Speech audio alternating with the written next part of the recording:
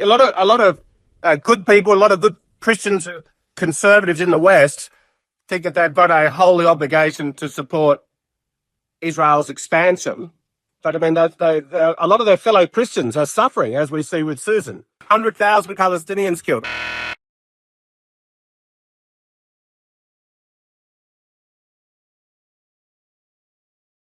But a lot of them are Christians.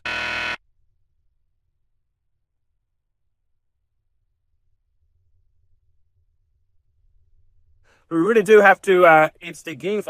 I'm appealing to Christians across the Western world to voice their support for to end this absolutely shocking situation.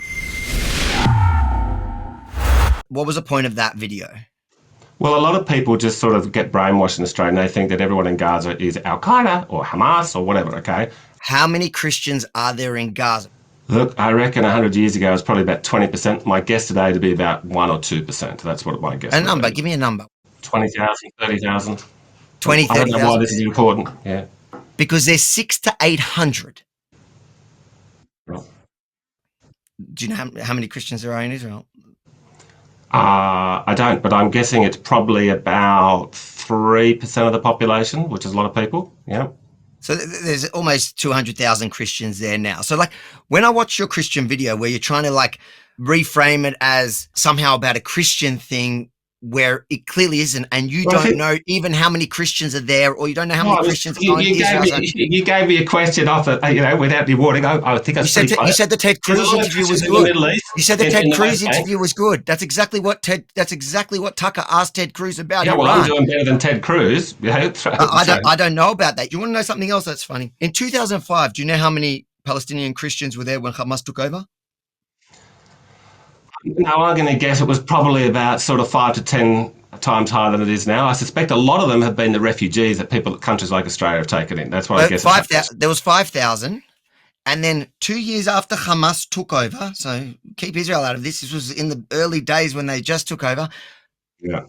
So then there was 3,000 in 2007. How many Christians were there in Israel at the same time in 2005? Well, I just told you. I said it's probably 10 or 20 times what it is now. So in 2005 in Israel, there was 150,000 almost. In 2005 in Gaza, there was 5,000. So my point here being that I think they're the refugees that have come to countries like Australia and Canada and America. And yeah, but they were escaping Hamas at the time, not Israel. They were escaping. Yeah, because Hamas are monsters. You don't need to tell me that Hamas are monsters. Yeah, I feel like I do. But my point is, you tried to reframe this thing as a Christian thing, where the only have you no shame that the only place in the Middle East Christians are safe.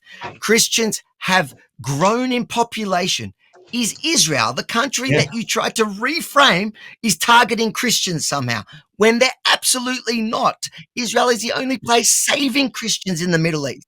Have you no shame to do that video with Syrian girl who calls for bombing Israel?